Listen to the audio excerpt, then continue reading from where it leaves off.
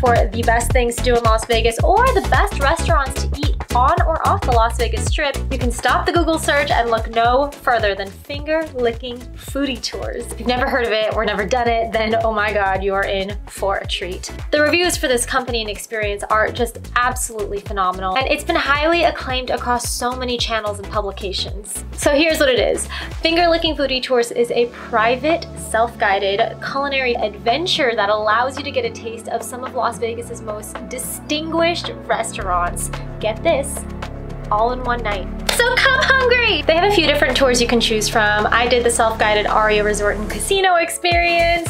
My girl and I were wanting to have a little girls' night out, so of course we had to add the optional additional beverage package because cocktails on cocktails on cocktails to pair with all the amazing food. So right when you walk into the ARIA, you're gonna notice this absolutely dazzling floral display of twinkling lights and colorful blossoms. That's stop number one.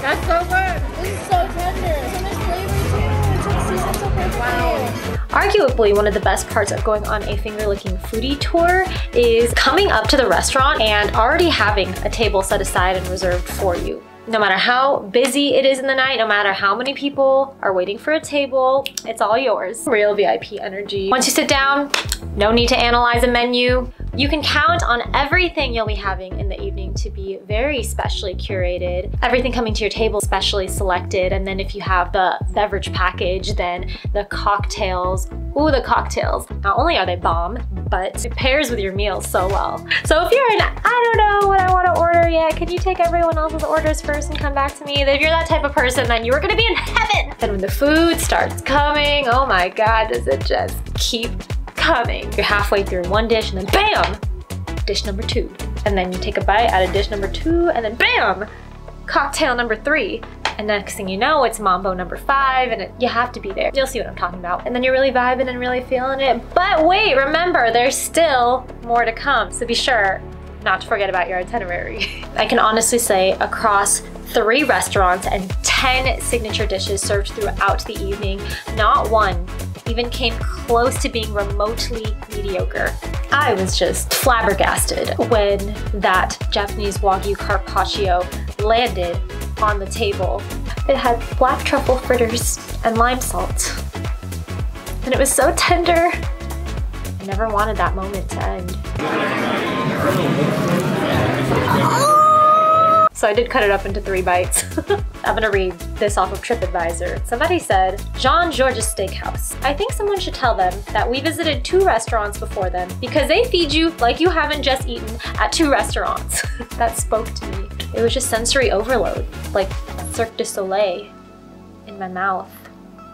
A really fun part about being on a self-guided tour in particular is that you get to go at your own pace. So how it works is before you begin, you're sent an itinerary of where you need to go and by when. So whether you just want to sit back, relax, and maximize your time enjoying your food, or you just want to inhale all of it because you can't control yourself, that's nice too because then you get some extra time in between stops to really just enjoy and take in all there is to see along the way at the ARIA. So I know this is technically a food tour, but something that I tend to forget is that this resort is an art exhibit in and of itself. Walking to each stop is actually a big part of the fun because as we were making our way to each restaurant, I just could not stop looking all around and up and taking in so much of the design and the decor. I was straight up Owen Wilson, wowing all the way through. That being said, I highly recommend allowing yourself some time to take in and notice all of the art installations and the decor in between each stop. If you're a very curious person like me that enjoys getting the context and background of different places, included in your tour is a really cool little e-guide. So this is sent along with your itinerary. It's actually from this feature that I found out that some of the restaurants had Michelin stars. I completely was not expecting that, but that it was. That happened. Eat a light lunch that day. Again, you have 10 signature dishes lined up for you. I was already getting full around stop number 2, but I was also obsessing over the chips and salsa, so that's on me.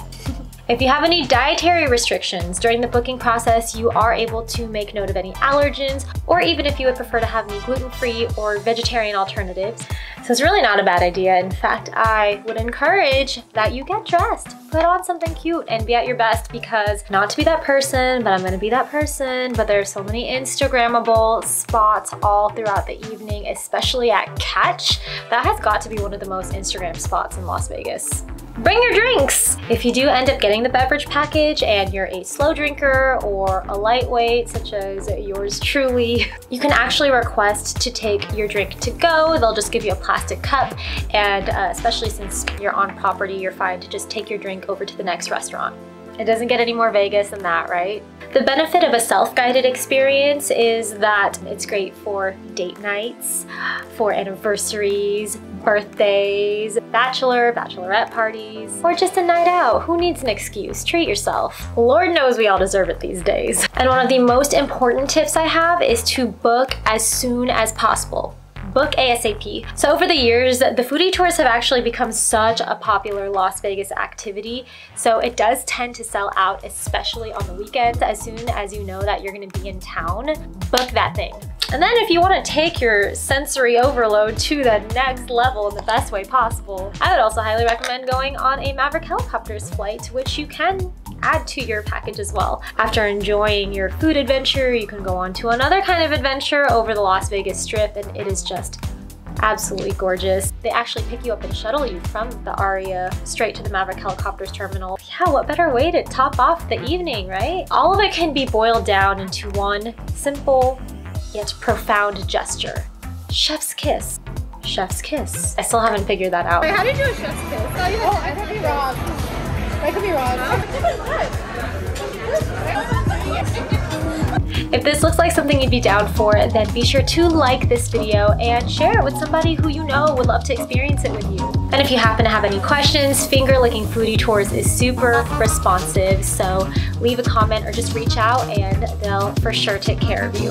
Thanks so much for checking this video out, and bon appetit!